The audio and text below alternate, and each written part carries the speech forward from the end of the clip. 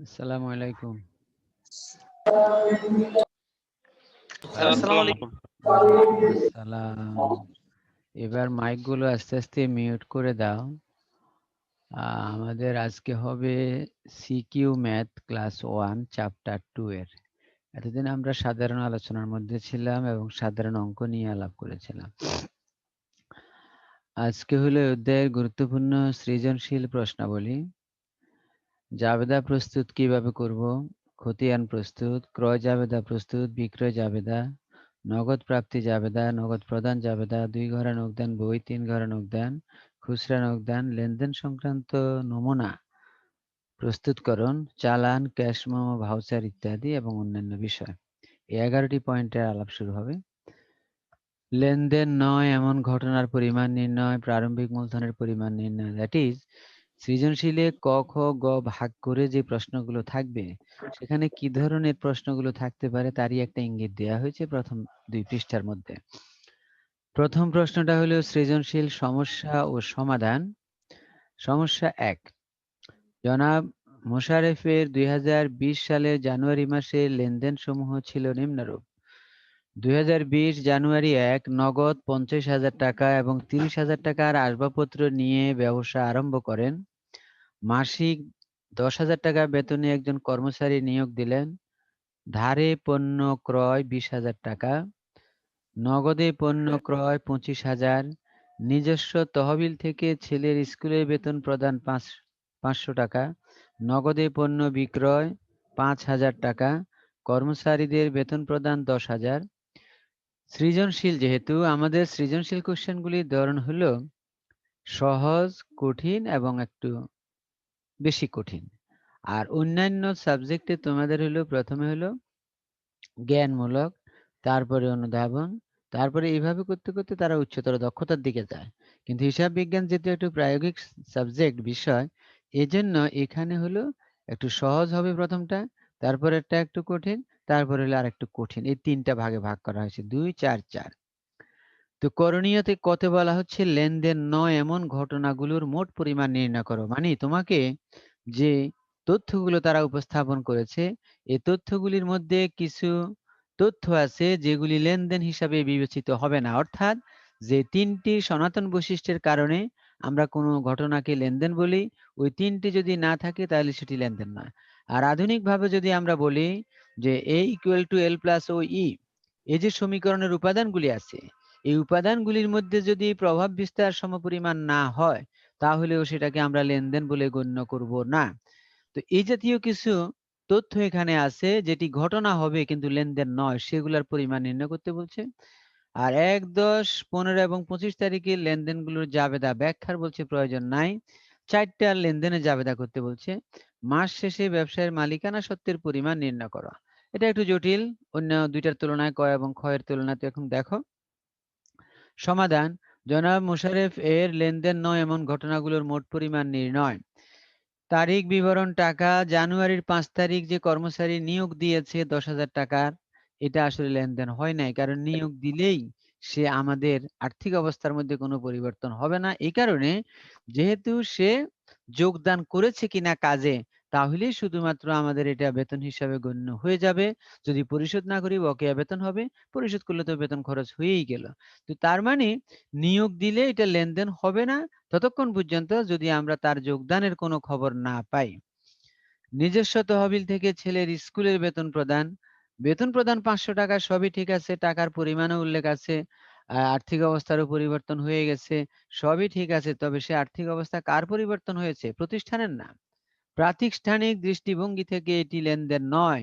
এজন্য এটি সব ঠিক থাকার পরেও লেনদেন হিসাবে গণ্য হয়নি। কিন্তু যদি বলা হইতো ব্যবসায়ের তহবিল হইতে বা ব্যবসা থেকে বা ক্যাশ বাক্স থেকে ছেলের স্কুলের বেতন প্রদান, তাহলে কিন্তু এটি লেনদেন হিসাবে গণ্য হতো। তখন কিন্তু আর এই তালিকার মধ্যে আসতো না।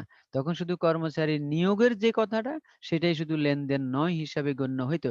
এখন তাহলে 2টা লেনদেন, মোট পরিমাণ হলো 10,500 টাকা। জাবেদা, তোমরা এর মধ্যে সাধারণ জাবেদা করেছো একই রকম, শুধু এখানে নির্ধারিত তারিখগুলো জাবেদা করতে হবে, সবগুলা না। জনাব মোশাররফ এর জাবেদা দাখিলা, তারিখ, হিসাবের নাম, সূত্র বা খতিয়ান পৃষ্ঠা, ডেবিট টাকা, ক্রেডিট টাকা। 1 তারিখেরটা করতে বলছে। জানুয়ারির 1 তারিখ নগদান হিসাব ডেবিট, নগদ টাকা আসলো, আসবাবপত্র হিসাব ডেবিট, মূলধন ক্রেডিট, দুইটার যোগফল। জানুয়ারির 10 তারিখে জাবেদা করতে বলছে, ক্রয় হিসাব ডেবিট, ধারে কিনেছি এজন্য প্রদেয় হিসাব ক্রেডিট 20,000 টাকা। জানুয়ারির 15 তারিখ ক্রয় হিসাব ডেবিট, নগদান হিসাব ক্রেডিট 25,000 টাকা। 25 তারিখ নগদান হিসাব ডেবিট, বিক্রয় হিসাব ক্রেডিট 5,000 টাকা। এই 4টি লেনদেন করলেই, আর ব্যাখ্যা তারা প্রয়োজন নাই বলছে, এজন্য ব্যাখ্যা দিতে হবে না। আর প্রশ্নের পরীক্ষায় যদি তোমাকে ব্যাখ্যা দিতে হবে কি হবে না সেটাও যদি উল্লেখ না থাকে, তোমার ইচ্ছা, তুমি দিতেও পারো, নাও দিতে পারো। এর উপরে নাম্বারের কোনো ব্যবধান ঘটবে না। মালিকানা সত্ত্ব, যেটা একটু কঠিন এই অর্থে বলবো, মালিকানা সত্ত্ব মানে কি, তাও আবার মাসের শেষের বলতেছে। তার মানে হলো শুরুর দিন যে টাকা পয়সা মালিক দিয়েছিল সেটা মূলধন, তার সাথে আমাদের প্রতিষ্ঠানে যে সকল আয় হয়েছে সেগুলোকে করে দিতে হবে যোগ, আর যে সকল ব্যয় হয়েছে সেগুলাকে বিয়োগ, তারপরে যেটা পাওয়া যাবে সেটাই হয়ে যাবে মালিকানা সত্ত্ব। তাহলে এখানে দেখো আমাদের মালিকের মূলধন ছিল 80,000 টাকা, এটা লিখলাম। তার সাথে আয় সমূহের মধ্যে পণ্য বিক্রয় আছে 5,000, আর কোনো আয় নাই, তাহলে টোটাল হলো 85,000। এর মধ্যে থেকে বাদ যাবে ব্যয় সমূহ। এই ব্যয়ের মধ্যে পণ্য ক্রয় দুইটা আছে, 20,000-এর একটা, 25,000-এর একটা, তাহলে মোট 45,000। আর বেতন দিয়েছি আমরা 10,000, তাহলে মোট 55,000 টাকা খরচ। তাহলে 85,000 থেকে 55,000 বাদ দিলে মাসের শেষে মালিকানা সত্ত্বের পরিমাণ দাঁড়ায় 30,000। এর দ্বারা কি বোঝায়? এর দ্বারা বোঝানো হচ্ছে মালিক তার মূলধনও হারিয়ে বসে আছে প্রথম মাসে, কারণ সে 80,000 টাকা মূলধন দিয়েছিল। ব্যবসা করতে গিয়ে ব্যবসা থেকে যে আয় হয়েছে আর ব্যবসায় যে ব্যয় হয়েছে, এর থেকে দেখা যায় তার মূলধনেই ঘাটতি দেখা দিয়েছে, তার 50,000 টাকা মূলধনে নাই। বাস্তবেও কিন্তু এরকম ঘটনা ঘটে। অনেকে ব্যবসা করতে এসে দেখবা যে দেউলিয়া হয়ে যাচ্ছে, কারণ তার আয় নাই, ব্যয় ঠিকই হচ্ছে। তখন ওই ব্যয় মিট করার জন্য কিসের থেকে দিতে হচ্ছে? মূলধন থেকে। মূলধন ভেঙে যাচ্ছে, পুঁজি ভেঙে যাচ্ছে। এজন্য খেয়াল করতে হবে ব্যবসা করতে গেলে যে আয় ব্যয় আসলে ঠিক আছে কিনা, আমি ব্যবসাটা চালাবো কিনা। 2 নাম্বার সৃজনশীল সমস্যা, জনাব ফরহাদ 2018 সালের 1 মার্চ তারিখে ব্যাংকে জমা 30,000 এবং 50,000 টাকার পণ্য নিয়ে ব্যবসা আরম্ভ করেন। উক্ত মাসে তার ব্যবসায়ে নিম্নোক্ত ঘটনাগুলো সংঘটিত হয়েছে। ব্যাংক হইতে উত্তোলন 5 তারিখ, বিক্রয় 40,000 টাকা, 50% নগদে, অবশিষ্টাংশ বাকিতে। তার মানে 40,000 টাকার 50% মানে 20,000, আর অবশিষ্ট টাকা বাকি মানে 20,000 টাকা বাকি। 15,000 টাকার পণ্য ক্রয়ের জন্য ফরমায়েশ প্রদান করা হলো। মার্চের 10 তারিখ বলতেছে, মার্চের 20 তারিখ, মার্চের 10 তারিখের ধারে বিক্রয়ের পাওনা টাকা ব্যাংকের মাধ্যমে আদায় হলো। তাহলে 20 তারিখের ঘটনা হলো 10 তারিখ থেকে আসছে। 10 তারিখে আমরা কত টাকার পণ্য ধারে বিক্রয় করেছিলাম? 20,000 টাকা। সেই টাকাটা ব্যাংকের মাধ্যমে আদায়, তার মানে ব্যাংক গ্রহণ করেছে। মালিক তার ব্যক্তিগত জমি 80,000 টাকায় বিক্রয় করে সমুদয় টাকা দিয়ে ছেলেকে বিদেশ পাঠালেন। মালিক তার ব্যক্তিগত জমি বিক্রয় করে সমুদয় টাকা দিয়ে ছেলেকে বিদেশ পাঠাক বা বাংলাদেশে রাখুক, এটা প্রতিষ্ঠানের দৃষ্টিভঙ্গি থেকে লেনদেন নয়, কারণ মালিকের ব্যক্তিগত জমি সে বিক্রি করে টাকা কোথায় দিল না দিল এটা তো প্রতিষ্ঠানের জানার কথা না, এবং প্রতিষ্ঠানের খাতায় এটা লিপিবদ্ধও হবে না। তার মানে এটি আমাদের দৃষ্টিভঙ্গি থেকে লেনদেন নয়। করণীয়, যে সকল ঘটনা ব্যবসায়িক লেনদেন নয় তারিখ উল্লেখপূর্বক তাদের সমষ্টি নির্ণয় করো। তাহলে আমরা এখানে দেখা যাচ্ছে ব্যাংক হতে উত্তোলন, এটা আমাদের লেনদেন। 10 তারিখেরটা লেনদেন, পণ্য বিক্রয়ের ফরমায়েশ 15 তারিখ লেনদেন নয়, ফরমায়েশ প্রদান করেছি, অর্থাৎ পণ্য কেনার জন্য কাউকে লিখিতভাবে আমরা জানিয়েছি যে আমরা আমাদেরকে এত টাকার পণ্য পাঠান। এখনো সেও পাঠায় নাই, আমরাও পণ্য পাই নাই। তাহলে 15 তারিখের এই ঘটনাটিও লেনদেন হবে না, এটা ঘটনাই থাকবে। আর 25 তারিখের মালিকের যে ব্যক্তিগত সম্পদ বিক্রয় করে ছেলেকে বিদেশ পাঠিয়ে দিয়েছে টাকাগুলো দিয়ে, এটাও লেনদেন হবে না। খতে বলা হচ্ছে উপযুক্ত লেনদেনগুলোর জাবেদা, ব্যাখ্যার প্রয়োজন নাই। এখানে কিন্তু আর তারিখ উল্লেখ করে নাই। তো এখানে তো আমরা দেখতেই পাচ্ছি আছে মোট 5টি ঘটনা। এই 5টি, আর শুরুতে আছে একটি, মোট 6টি। তাহলে এই 6টি ঘটনার মধ্যে 2টি তো লেনদেনই নয়, তাহলে 2টা তো আর জাবেদা হবে না। তাহলে বাকি 4টি ঘটনার জন্য 4টি লেনদেনের জন্য জাবেদা করতে হবে। জনাব ফরহাদের ব্যবসায়ের প্রাপ্য হিসাব ও ব্যাংক হিসাব প্রস্তুত করো। তার মানে খতিয়ান প্রস্তুত করতে বলছে। যদিও আমরা খতিয়ানের আলাপ এখনো করি নাই, কিন্তু এখানে যেভাবে বলেছে এর দ্বারা খতিয়ান, ২ টা হিসাব করতে বলছে খতিয়ান। তো আমরা এগুলি দেখাবো তোমাদেরকে। চলমান জের ছক পদ্ধতিতে দেখাবো। এখন দেখো সমাধান। ২ টি ঘটনা লেনদেন নয়। এটা আগের নিয়মে যেভাবে তোমরা ১ম টা করেছ। হেডলাইন দেবা, লেনদেন নয় এমন ঘটনাগুলোর মোট পরিমাণ নির্ণয়, তারপরে তারিখ, বিবরণ, টাকা, ২ টা ঘটনা লিখে দেয়া হয়েছে এবং যোগ করে দেয়া হয়েছে। জাবেদা। তাহলে এই জাবেদার মধ্যে ২ টি লেনদেন নয় আর ৪ টি আছে লেনদেন। ১ তারিখেরটা লেনদেন। ব্যাংকে টাকা আনলো, ব্যাংক হিসাব ডেবিট। পণ্য নিয়ে আসলো, ক্রয় হিসাব ডেবিট। আর মূলধন হিসাব হবে ক্রেডিট, যেটার যোগফল ৮০,০০০। আর নগদান হিসাব ডেবিট, ব্যাংক হিসাব ক্রেডিট। এটা হলো ব্যাংক থেকে যে উত্তোলন করেছে, নগদ টাকা উত্তোলন। তাহলে নগদান হিসাব ডেবিট, ব্যাংক হিসাব ক্রেডিট। ১০ তারিখ নগদান হিসাব ডেবিট, ওই যে বিক্রয় করেছে ধারে কিছু অংশ নগদে। এজন্য যে অংশ নগদে সেটার জন্য নগদান হিসাব ডেবিট ২০,০০০। আর যেটা ধারে বিক্রয় করেছে বাকিতে ২০,০০০ টাকা, সেটার জন্য আধুনিকে হবে প্রাপ্য হিসাব। আর সনাতন ভাবে লিখলে তুমি লিখবা দেনাদার হিসাব, যেটা তোমার কাছে ভালো লাগে। তবে মানুষ তো সবসময় আধুনিকতার দিকে ধাবিত হয়। তাহলে আমরা প্রাপ্য হিসাবে লিখলাম ২০,০০০। আর বিক্রয় হিসাব হবে ক্রেডিট ৪০,০০০। মার্চের ২০ তারিখ ব্যাংক হিসাব ডেবিট, প্রাপ্য হিসাব ক্রেডিট। ওই যে ২০,০০০ টাকা ১০ তারিখে বাকি ছিল, যাদেরকে আমরা শিরোনাম দিয়ে রেখেছিলাম প্রাপ্য হিসাব, সেই টাকাটা এখন আদায় হয়ে গেছে। এজন্য হলো ব্যাংক হিসাব ডেবিট, প্রাপ্য হিসাব ক্রেডিট ২০,০০০ টাকা। ২ টা খতিয়ান দেখো। চলমান জের ছকের খতিয়ান দেখানো হচ্ছে। জনাব ফরহাদের প্রাপ্য হিসাব।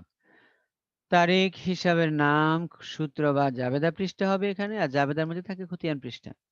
ডেবিট টাকা, ক্রেডিট টাকা আর ব্যালেন্স বা জের বলা হচ্ছে, তুমি যেকোনো একটা লিখবা, হয় ব্যালেন্স শব্দ লিখবা না জের শব্দ লিখবা। ডেবিট ক্রেডিট ২ টা ঘট লাগবে। তাহলে প্রাপ্য হিসাব, আমরা ১০ তারিখে যে বিক্রয় করেছিলাম ধারে, সেখানে নগদেও ছিল। ধারের অংশটাই এখানে আসতেছে, খেয়াল করো। ধারে বিক্রয় করলে আমাদের জাবেদা কি হয়? প্রাপ্য হিসাব ডেবিট, বিক্রয় হিসাব ক্রেডিট। যার কারণে প্রাপ্য হিসাবের ডেবিট ঘরে বসবে, যে ঘরটাতে টাকাটা বসানো হয়েছে। আর শিরোনাম হলো বিক্রয় হিসাব। ১০ তারিখ দিয়ে বিক্রয় হিসাব ২০,০০০ টাকা। আর যেহেতু এই তারিখে আর আমাদের কোনো ক্রেডিট ব্যালেন্স নাই, অন্য কোনো ডেবিটও নাই, তার মানে আমাদের ওই ব্যালেন্স ডেবিটই হবে ২০,০০০ টাকা। এজন্য ডেবিট ব্যালেন্সের করে ২০,০০০। মার্চের ২০ তারিখ ওই ২০,০০০ টাকা আমরা ব্যাংকের মাধ্যমে আদায় করেছি। তাহলে আদায় করলে আমাদের কি জাবেদা হবে? ব্যাংক হিসাব ডেবিট আর প্রাপ্য হিসাব ক্রেডিট। তাহলে আমরা করতেছি প্রাপ্য হিসাব, তাহলে প্রাপ্য হিসাবটা হবে ক্রেডিট, এই জন্য ক্রেডিট ঘরে টাকাটা দেখানো হয়েছে। আর শিরোনাম হবে ব্যাংক হিসাব, হিসাবের নাম হবে ব্যাংক হিসাব। কারণ জাবেদা করলেই তোমাকে জাবেদাই বলে দিচ্ছে যে ব্যাংক হিসাব ডেবিট আর প্রাপ্য হিসাব ক্রেডিট। তাহলে এখন প্রাপ্য হিসাবের মধ্যে ক্রেডিট ঘরে টাকা লিখবো, শিরোনাম হবে অপোজিট পক্ষটা। তো অপোজিট পক্ষ তো ছিল এখানে ব্যাংক হিসাব, যেন ব্যাংক হিসাব লিখে দিলাম।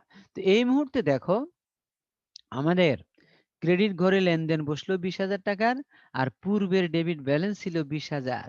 তো এই মুহূর্তে ডেবিট আর ক্রেডিটে যোগ বিয়োগ করলে শূন্য হয়ে যায়। দ্যাট ইজ মাসের শেষে প্রাপ্য হিসাবের কোনো ব্যালেন্স আমাদের থাকলো না। অর্থাৎ প্রাপ্য হিসাবের নিকট বা দেনাদারদের নিকট আমরা আর কোনো টাকা পাওনা নাই। সব টাকায় যা পাওনা ছিলাম পুরো টাকাটাই আদায় হয়ে গেছে।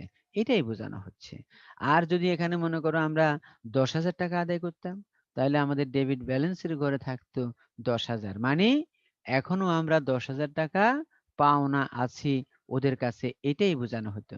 আর এই মুহূর্তে হলো আমরা কোনো টাকা পাওনা নাই। যা পাওনা ছিল তা আমরা আদায় করেছি। আরেকটা হিসাব করতে বলছে ব্যাংক হিসাব। দেখো ব্যাংক হিসাবে ১ তারিখ থেকে আসতেছে, কারণ আমাদের ১ তারিখে যে মালিক মূলধন দিয়েছিল ৮০,০০০, সেখানে ৩০,০০০ টাকা সে ব্যাংকে জমা দিয়েছে, মানে ব্যাংকের মাধ্যমে আনয়ন করেছে। তাহলে জাবেদাটা কি হয়? ব্যাংক হিসাব ডেবিট, মূলধন ক্রেডিট। এই জন্য দেখো ১ তারিখ এটা ব্যাংক হিসাব করতেছি, এই জন্য ব্যাংক হিসাবে ডেবিট ঘরে শিরোনাম অপোজিট লাইনটা মূলধন হিসাব ৩০,০০০। আর যেহেতু এটা ডেবিট, তাহলে অন্য কোনো লেনদেন নাই, এই জন্য ডেবিট ব্যালেন্সের ঘরে তোমার ৩০,০০০ টাকাই বসলো। তারপরে ৫ তারিখ আমরা যে বিক্রি করলাম, সরি, ব্যাংক থেকে টাকা তুললাম, সেজন্য জাবেদা কি হয়? নগদান হিসাব ডেবিট, ব্যাংক হিসাব ক্রেডিট। তাহলে ব্যাংক হিসাবটা হবে ক্রেডিট, এই যে ব্যাংক হিসাবে ক্রেডিট ঘরে টাকা বসবে, শিরোনাম হবে নগদান হিসাব। তাহলে এই মুহূর্তে দেখো আমাদের ব্যাংকে ছিল ৩০,০০০, আমরা তুলে ফেললাম, ব্যাংকে ক্রেডিট করে ফেললাম ১০,০০০, তাহলে এখন ডেবিট ব্যালেন্স থাকলো আর ২০,০০০। প্রাপ্য হিসাব থেকে আমরা টাকা আদায় করেছি মার্চের ২০ তারিখ। তাহলে জাবেদা কি হয়? ব্যাংক হিসাব ডেবিট, প্রাপ্য হিসাব ক্রেডিট। তাহলে ব্যাংকের ডেবিট ঘরে বসবে, ব্যাংক হিসাব ডেবিট। এজন্য ব্যাংক হিসাবে ডেবিট ঘরে বসলো ২০,০০০, শিরোনাম হবে প্রাপ্য হিসাব। তাহলে এই মুহূর্তে এই লেনদেনের পূর্বে আমার কাছে ব্যালেন্স হিসাবে ডেবিট ছিল ২০,০০০, আবার লেনদেন ডেবিট হলো ২০,০০০, তাহলে যোগ হবে। তার মানে কি? ব্যালেন্সের ঘরটা কিভাবে ফিল আপ হচ্ছে? পূর্বের ব্যালেন্স যদি ডেবিট চিহ্নের হয়, আবার বর্তমানের লেনদেনও যদি ডেবিট হয়, তাহলে যোগ হবে। আর পূর্বের ব্যালেন্স যদি ক্রেডিট হয়, বর্তমানে লেনদেনটা যদি ক্রেডিট হয়, বিয়োগ করে বসাইতে হবে। তাহলে সেই বিয়োগ করার সময় আবার দেখতে হবে ব্যালেন্সের তুলনায় যদি লেনদেনের পরিমাণ বড় হয়, তাহলে কিন্তু ক্রেডিট ব্যালেন্স হয়ে যাবে। দ্যাট ইজ ক্রেডিট ঘরে বসাইতে হবে ব্যালেন্স। কিরকম? যেমন মনে করো আমরা যে এই যে এখানে ৫ তারিখের ঘটনা বলি, এখানে আমরা ১০,০০০ টাকা তুলেছি। যদি আমরা ১০,০০০ না তুলে ৪০,০০০ টাকা তুলতাম ৫ তারিখে, কিন্তু আমাদের ব্যালেন্স ছিল ৩০,০০০, তখন আমাদের ক্রেডিট ঘরে লিখতে হতো ১০,০০০। অর্থাৎ ব্যাংকের নিকট আমরা ঋণী হয়ে গেলাম। ব্যাংক আমাদের কাছে টাকা পাওনা হয়ে গেছে। আমাদের যা ছিল তার থেকে আমরা বেশি তুলে নিয়ে এনেছি ব্যাংক থেকে। এই জিনিসটাই বোঝায়। এ ছিল ২ নাম্বার সৃজনশীল। এবার সৃজনশীল সমস্যা ৩ এ আসো। আগে সমস্যাটা দেখো। ২০১৫ সালের ১লা জানুয়ারি তারিখে জনাব শাহাদাত ২০,০০০ টাকার নগদ এবং ২৫,০০০ টাকার আসবাবপত্র নিয়ে ব্যবসা আরম্ভ করেন। ২০,০০০ টাকা নিয়েছে নগদ আর ২৫,০০০ টাকার আসবাবপত্র নিয়ে সে একটা ব্যবসা শুরু করলো। ওই মাসে অন্যান্য লেনদেনগুলো হলো, নগদে পণ্য ক্রয় করা হলো ২০,০০০ টাকা, রহিমের নিকট নগদে পণ্য বিক্রয় করা হলো ১০,০০০। তাহলে রহিমের নিকট বলার কারণে ধারে মনে হইলেও কিন্তু নগদ শব্দ বলে দিয়েছে, তার মানে এটাও নগদ লেনদেন। ৪ তারিখেরটাও নগদ লেনদেন। ধারে ৫,০০০ টাকার পণ্য ক্রয় করা হলো, ধারে ক্রয়, তাহলে এটা লেনদেন তো অবশ্যই, কিন্তু ধারে, বাকিতে। বিজ্ঞাপনের উদ্দেশ্যে পণ্য বিতরণ করা হলো, বিজ্ঞাপনের উদ্দেশ্যে অর্থাৎ পণ্য কিনেছিলাম বিক্রয় করার জন্য, এখন এগুলি প্রচার করে দিলাম বিজ্ঞাপনের জন্য, পণ্যের চালু করার জন্য। এজন্য এটা বিজ্ঞাপনের উদ্দেশ্যে পণ্য বিতরণ ৫০০ টাকা বলা হচ্ছে। এটা খরচ আমাদের। ব্যাংকে চলতি হিসাব খোলা হলো। ব্যাংকে চলতি হিসাব খোলা আর স্থায়ী হিসাব খোলা, দ্যাট ইজ ব্যাংকে টাকা জমা দেয়া, একই কথাই বোঝায়। চেক মারফত পণ্য বিক্রয় করা হলো ৫০০ টাকা। চেক মারফত পণ্য বিক্রয় করা হলো ৫০০ টাকা। তারপরে স্যার বলা ৫,০০০ হচ্ছে, তো। সরি ৫,০০০ টাকা, সরি। চেক মারফত পণ্য বিক্রয় করা হলো ৫,০০০ টাকা। ব্যাংক হইতে উত্তোলন করা হলো ২,০০০ টাকা। জানুয়ারির ৪ তারিখে ক্রয়কৃত পণ্য ফেরত দেয়া হলো ৩,০০০। জানুয়ারির ৪ তারিখে যে আমরা পণ্যগুলো কিনেছিলাম এবং দেখা যাচ্ছে ধারেই পণ্য ক্রয়, নগদে পণ্য ক্রয়। এখান থেকে আমরা ফেরত দিয়ে দিছি ৩,০০০। তাইলে ফেরত হিসাবে আমরা দেখব কি করা যায়। করণীয়গুলা দেখো। জনাব শাহাদাতের ব্যবসায় প্রারম্ভিক মূলধনের পরিমাণ নির্ণয়। প্রারম্ভিক মূলধন মানে হলো ১ তারিখে সে যা, যা দিয়েছিল। তো আমরা দেখেছি ২ টা ঘটনা ঘটেছে ১ তারিখে টাকা দিয়েছে সে। একটা হলো নগদ, আরেকটা হলো আসবাবপত্র। এই ২ টার যোগফলই হবে ১ তারিখের মূলধনের পরিমাণ, যেটাকে বলা হচ্ছে প্রারম্ভিক মূলধন। আর অন্য কিছু আসবে না। খতে বলা হচ্ছে জানুয়ারির ১, ১০, ১৫ এবং ২০ তারিখের লেনদেনগুলোর জাবেদা, ৪ টা জাবেদা করতে বলছে। এই নির্দিষ্ট তারিখে জাবেদাগুলো করতে হবে। অন্য ৪ টা করে দিলে কিন্তু আবার হবে না। তারপরে বলা হচ্ছে জানুয়ারি মাসের নিট ক্রয় ও নিট বিক্রয়ের পরিমাণ নির্ণয়। জানুয়ারি মাসের নিট ক্রয় কত আর নিট বিক্রয় কত, এটা আমাদেরকে নির্ণয় করতে বলছে। তো ক অংশের সমাধানটা একটু দেখে নাও, যেটা তোমরা পারো, ইতিমধ্যে অনেকবার করানো হয়েছে এটা। ২ টা ঘটনা শুধু যোগ করে দেওয়া হয়েছে। জাবেদাগুলো দেখো, খ অংশ ৪ টা লেনদেনের জাবেদা করা হয়েছে। ১ তারিখ নগদান হিসাব ডেবিট ২০,০০০, আসবাবপত্র হিসাব ডেবিট ২৫,০০০, মূলধন ক্রেডিট ৪৫,০০০। তারপরে ১০ তারিখ বিনামূল্যে যে আমরা পণ্য বিতরণ করেছি, বিজ্ঞাপন হিসাব ডেবিট, ক্রয় হিসাব ক্রেডিট ৫০০ টাকা। জানুয়ারির ১৫ তারিখ ব্যাংক হিসাব ডেবিট, বিক্রয় হিসাব ক্রেডিট ৫,০০০ টাকা। জানুয়ারির ২০ তারিখ নগদান হিসাব ডেবিট, ব্যাংক হিসাব ক্রেডিট ২,০০০ টাকা। এই ছিল ৪ টি লেনদেন। তারপরে হলো আমাদের নিট ক্রয় ও নিট বিক্রয়, ২ টা নির্ণয়। তুমি ২ টা আলাদা ছক করেও করতে পারো। এখানে একই ছকের মধ্যে জাস্ট হেডলাইন দিয়ে করা হয়ে গেছে। আর শিরোনাম তাহলে একত্রে দিয়েছে নিট ক্রয় ও নিট বিক্রয়ের পরিমাণ নির্ণয়।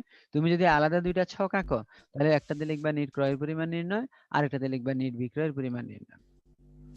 আচ্ছা, নিট ক্রয় ৪ তারিখে আমরা নগদে পণ্য ক্রয় করেছি ২০,০০০, ৭ তারিখে ধারে পণ্য ক্রয় করেছি ৮,০০০, ১০ তারিখে বিজ্ঞাপনের উদ্দেশ্যে পণ্য বিতরণ, তাহলে এটা ক্রয় থেকে মাইনাস হয়ে যাবে।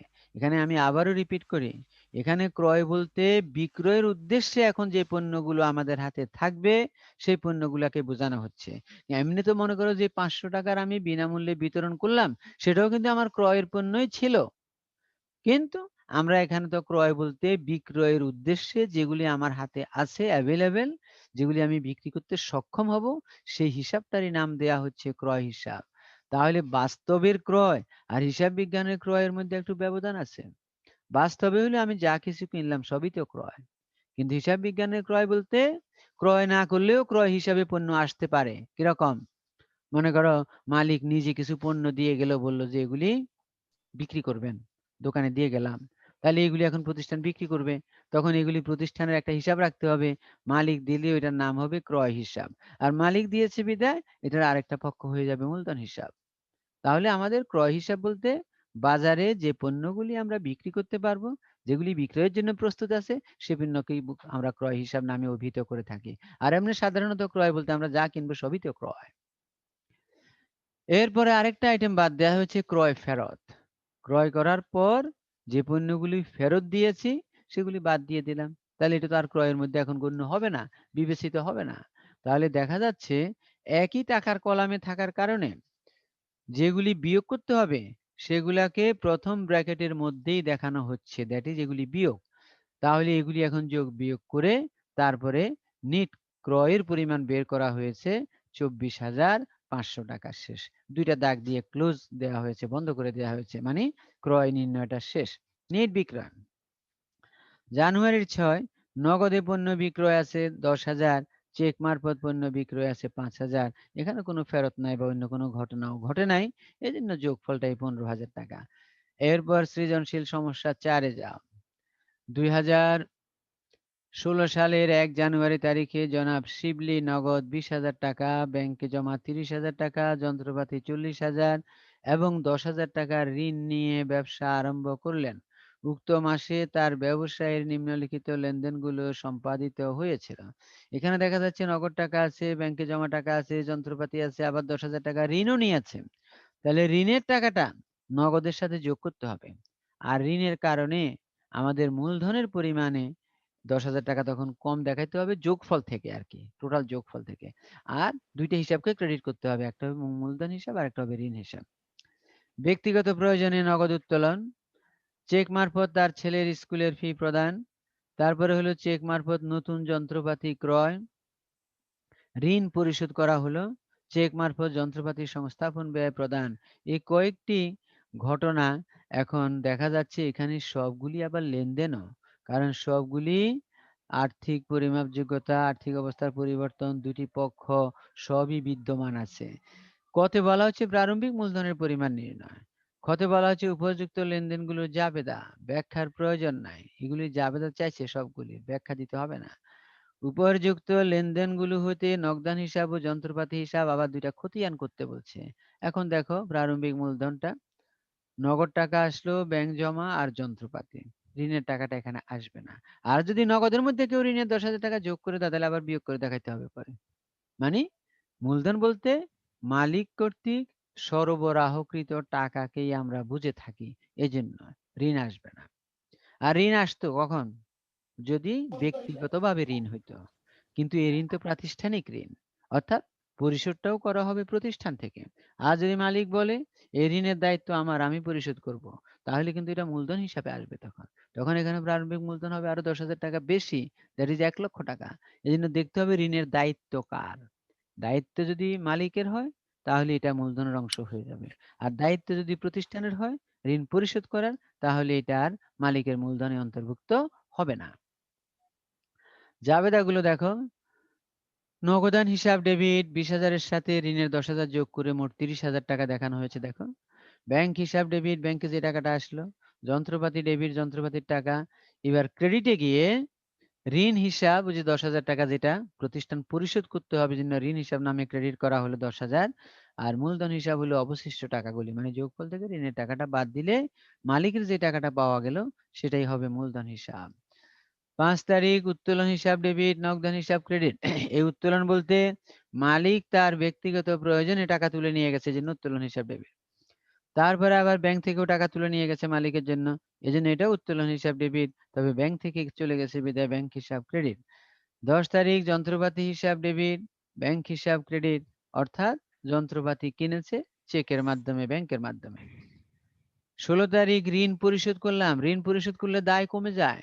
আর দায় হিসাবে দায় কমে গেলে দায় হিসাবকে করা হবে ডেবিট। এজন্য ঋণ হিসাব ডেবিট ৫,০০০, নগদান হিসাব ক্রেডিট ৫,০০০। যন্ত্রপাতি হিসাব ডেবিট, ব্যাংক হিসাব ক্রেডিট। যন্ত্রপাতি কেনা হয়েছে ৪,০০০ টাকার এজন্য। এরপর হলো নগদান হিসাব দেখানো হয়েছে দেখো। জানুয়ারির ১ তারিখ মূলধন বাবদ টাকা আসলো ২০,০০০। ডেবিট ঘরে লিখলাম আমরা ২০,০০০ এবং ডেবিট ব্যালেন্স ২০,০০০ এই লেনদেনটা। আবার একই তারিখে ঋণের টাকাও তো নগদে আসছে। এজন্য আবার ঋণ হিসাব লিখে ১০,০০০। তাহলে এই মুহূর্তে নগদের ব্যালেন্স শো হইতেছে ৩০,০০০ যোগ করে। এরপর জানুয়ারির ৫ তারিখ মালিক নগদ টাকা তুলে নিয়ে গেছে। তাহলে উত্তোলন করার কারণে জাবেদাটা কি হয়? উত্তোলন হিসাব ডেবিট, নগদান ক্রেডিট। তাহলে নগদের ক্রেডিট ঘরে লিখতে হবে। এই যে ক্রেডিট ঘরে লিখা আছে। শিরোনাম হবে উত্তোলন হিসাব ২,০০০ টাকা। এখন বিয়োগ হয়ে যাবে। পূর্বের ব্যালেন্স ছিল ৩০,০০০ টাকা ডেবিট। এই ২,০০০ টাকা বিয়োগ হয়ে এখন দাঁড়ালো ২৮,০০০ টাকা। জানুয়ারির ১৬ তারিখ আমরা যে ঋণ পরিশোধ করলাম, তাহলে ঋণ পরিশোধ করলে আমাদের জাবেদা কি হয়? ঋণ হিসাব ডেবিট, নগদান হিসাব ক্রেডিট। তাহলে নগদান হিসাব ক্রেডিট, নগদের ঘরে ক্রেডিট করতে হবে। শিরোনাম হবে ঋণ হিসাব ৫,০০০ টাকা। তাহলে এই ৫,০০০ টাকা ২৮,০০০ থেকে বাদ দিলে আমাদের দাঁড়াচ্ছে কত? ২৩,০০০ টাকা ব্যালেন্স। তার মানে এই মুহূর্তে আমাদের নগদের উদ্বৃত্ত আছে বা হাতে নগদ আছে ২৩,০০০ টাকা। যন্ত্রপাতি হিসাব। এখানেও দেখো প্রথমে জানুয়ারির ১ তারিখে মালিক যে যন্ত্রপাতিটা নিয়ে আসলো, যেটা আমাদের কাছে মূলধন হিসাবে ক্রেডিট হয়েছে, ডেবিট হয়েছে তো যন্ত্রপাতি হিসাব, কিন্তু এটা আসলো মূলধনের জন্য। এজন্য আমরা ওই যন্ত্রপাতির ঘরে ডেবিট কলামে লিখবো ৪০,০০০ লিখছি, কিন্তু শিরোনামটা হলো মূলধন হিসাব। এরপরে জানুয়ারির ১০ তারিখ ব্যাংকের মাধ্যমে আরো কিনলাম যন্ত্রপাতি ১৫,০০০, এজন্য ব্যাংক হিসাব লিখে তোমার ডেবিট ঘরে ১৫,০০০। তাহলে এই মুহূর্তে আগের ৪০,০০০ টাকা ব্যালেন্সের সাথে আরো ১৫,০০০ যোগ করলে ৫৫,০০০। এরপরে জানুয়ারির ১৮ তারিখ আমরা আরেকটা যন্ত্রপাতি কিনেছি। এটা নতুন হোক বা পুরাতন হোক। তাহলে সেটা কেনার কারণেও আমাদের যন্ত্রপাতি বেড়ে যাচ্ছে। অর্থাৎ জাবেদা হয় যন্ত্রপাতি হিসাব ডেবিট, ব্যাংক হিসাব ক্রেডিট। যার কারণে আমরা যন্ত্রপাতি হিসাবে ডেবিট ঘরে লিখলাম ৪,০০০ আর ব্যাংক ক্রেডিটের শিরোনাম হয়ে গেল মোট যোগফল আগের ব্যালেন্স ছিল ৫৫,০০০ আরো ৪,০০০ কিনলাম, তাহলে আমাদের ব্যালেন্স সৃষ্টি হলো ৫৯,০০০। তাহলে এই ছিল আজকে আমাদের সৃজনশীল অংশের ৩ টা অঙ্ক নিয়ে আমরা আলাপ করলাম। এভাবে সৃজনশীলের ৩ টা অংশ থাকবে সবসময় অ্যাকাউন্টিং এ ২, ৪, ৪ এর প্রশ্নগুলি। আরেকটা জিনিস তোমাদেরকে বলি, অনেক সময় তোমরা একটা কাজ করো, যেমন মনে করো ২ নাম্বার প্রশ্নে একটা প্রশ্ন ৩ টা অংশ আছে ক, খ, গ। দেখা যায় একবার ২ এর ক আনসার করলো, আবার কতক্ষণ পরে অনেক কিছু আনসার করার পরে এক জায়গায় লিখলো ২ এর খ, আবার অনেকক্ষণ পরে লিখলো ২ এর গ। এই অবস্থায় কিন্তু যিনি খাতা মূল্যায়ন করবেন, যিনি তোমার এক্সামিনার হবেন, উনি আসলে তোমাকে সঠিক মার্কিং করবে না। কারণ মনে করো উনি একবার দেখে একটা অংশের জন্য একবার মার্কিং করেই ফেললো, আরেকবার দেখা গেল না আরেকটা অংশ আসলো, তখন আরেকটা মার্কিং করলে এরপর আরেকটা উনি বিরক্তি বোধ করবে এবং অনেক সময় দেখা যায় একবার যদি মার্কিং করে ফেলে হয়তো ওইটার উপরে শুধু একটা টিক চিহ্ন দিয়ে সে পার হয়ে চলে যেতে চাইবে যে আর কাটাকাটি করতে পারবো না। কারণ এই ধরনের নাম্বারিং করার সময় ঘষা-মাজা, কাটাকাটি এটা কিন্তু যখন খাতাটা হেড এক্সামিনারের কাছে যাবে তখন কিন্তু ওই এক্সামিনারের একটু ডিসক্রেডিট হয়। যার কারণে তোমরা যখন সৃজনশীল প্রশ্নগুলোর উত্তর করবা, চেষ্টা করবা একটা প্রশ্নের ক, খ এবং গ এই ৩টি অংশ যেন একত্রে থাকে, একটার পরপর একটা থাকে। আমাদের কিন্তু এটা ঘটে না, অনেক সময় আমরা পাই, দেখা যায় এবং সেখানে আরো একটা জিনিস তখন প্রমাণিত হয়। এর দ্বারা প্রমাণিত হয় তুমি নিজে পারো না আসলে। তুমি এদিক সেদিক করে যখন যেখান থেকে যেটুকু পেয়েছো সেটাই তুলে দেওয়ার চেষ্টা করতেছো। তখন স্বাভাবিকভাবেই তোমার মার্কিং এর পরিমাণ একটু কমে যাবে। কারণ তোমার নিজে করেছো এটা তখন একটু খাতায় আর প্রমাণিত হয় না। তখন নিজে করলেও আর প্রমাণিত হচ্ছে না। তুমি হয়তোবা এদিক সেদিক দেখো নাই। কিন্তু এক্সামিনার যে মনোভাব পোষণ করলো এর দ্বারা কিন্তু তোমার ক্ষতি হয়ে যাবে। এজন্য এই একটা জিনিস খেয়াল রাখবা যাতে মার্কিং গুলো আমাদের একত্রে থাকে। অর্থাৎ একটা প্রশ্নের ক, খ এবং গ এই ৩ টা যেন আমরা একত্রে রাখতে পারি তাহলে আমাদের সবার সুবিধা হবে। এই ছিল আজকের আলোচনাগুলি। আর তোমরা আমাকে প্রশ্ন করেছিলা যে তোমাদের যেটা পরীক্ষা হবে কলেজে অনলাইনে, এটা হবে ১ম অধ্যায় এবং ২য় অধ্যায় থেকে শুধু এমসিকিউ এবং ৩০ টি ১ মার্কসের করে কোয়েশ্চেন থাকবে। একটা কোয়েশ্চেন ৩০ টা কোয়েশ্চেনে ৩০ থাকবে এবং এখানে কোনো অপশন থাকবে না। তোমাকে কোয়েশ্চেন সরবরাহ করা হবে ৩০ টা, তুমি অ্যান্সারও করতে হবে ৩০ টা। এজন্য ১ম ২ অধ্যায়ের থিওরি আর অঙ্ক সব মিলিয়ে তুমি ভালো করে রাখো। এখন যেভাবে প্রশ্নটা আসে। তবে পুরো কোনো ম্যাথ করতে তোমাকে দেয়া হবে না। ম্যাথের কোনো অংশ হয়তো তোমাকে বলতে পারে। কিরকম? যেমন মনে করো বলল, মিস্টার রহিম নগদ ৫০,০০০, আসবাবপত্র ২০,০০০, ঋণ ১০,০০০ টাকা নিয়ে ব্যবসা আরম্ভ করলো। অপশন দিল মূলধনের পরিমাণ কতে এত, ক্ষতে এত, গতে এত, ঘতে এত। তখন তুমি যদি সঠিক সংখ্যাটা জানো তাহলে সেটা হয় ক আছে, না হয় খ আছে, না গ আছে, সেটাকে তুমি মার্কিং করবা। এইটা অর্থাৎ ম্যাথমেটিক্যাল টার্মস এরও এমসিকিউ হতে পারে। সেখানে তোমাকে কোনো তথ্য দিয়ে যাচাই করতে পারে। যেমন মনে করো বলে দিল যে মালিক কর্তৃক উত্তোলন ৫,০০০ টাকা। কতে বলল উত্তোলন হিসাব ডেবিট হবে। ক্ষতে বলল মালিক হিসাব ডেবিট হবে। গতে বলল নগদান হিসাব ডেবিট হবে। অথবা বলল ব্যয় হিসাব ডেবিট হবে। এখন যিনি জানে না যে টাকা ব্যবসা থেকে তুলে নিলে উত্তোলন হিসাবটা ডেবিট, এটাই হলো সঠিক খাত, তাহলে সে দেখা যাবে যে লিখে দিবে ব্যবসায় খরচ ডেবিট, এটাই রাইট, এটা তো খরচ হয়েছে। কিন্তু আসলে তা না। তাহলে তোমাদেরকে অঙ্কগুলাও সঠিকভাবে করা শিখতে হবে, কারণ সেটাও কিন্তু এমসিকিউর প্রশ্নে চলে আসতে পারে কোনো একটা অংশ। তখন কিন্তু তুমি বিপদে পড়ে যাবা যে স্যার তো এমসিকিউ তো আমরা জানি থিওরি থেকে হয় না। থিওরি তো আছে, ঠিক আছে, কিন্তু এটা অঙ্ককেও এমসিকিউ আকারে নিয়ে আসতে পারে। এই জিনিসটা একটু খেয়াল রাখবেন। দ্যাট ইজ এই ২টা চ্যাপ্টার খুব ভালো করে করতে হবে যাতে এই ২টা চ্যাপ্টারের থিওরিটিক্যাল এমসিকিউ আসুক অথবা ২টা চ্যাপ্টার থেকে ম্যাথমেটিক্যাল কোনো টার্মসকে তুলে দিয়ে এমসিকিউ বানায় দেয়, তুমি যেন সেটা আনসার করতে পারো। এজন্য এই ২টা চ্যাপ্টারের ম্যাথগুলিও তুমি ভালোভাবে করবা। তবে ফুল ম্যাথ তোমাকে করতে হবে না। কোনো একটা অংশের উপরে তারা এমসিকিউ আকারে এটা তোমাকে প্রেজেন্ট করতে পারে, তুমি সেখানে আনসার করতে হবে। এখন সময় দিব তোমাদের কোশ্চেন করার। আজকের অঙ্কগুলো নিয়ে বা অন্য কোনো কিছু নিয়ে তোমাদের কারো প্রশ্ন থাকলে করতে পারো। স্যার একটা কোশ্চেন ছিল বলো। স্যার জাবেদা নিয়ে। বলো।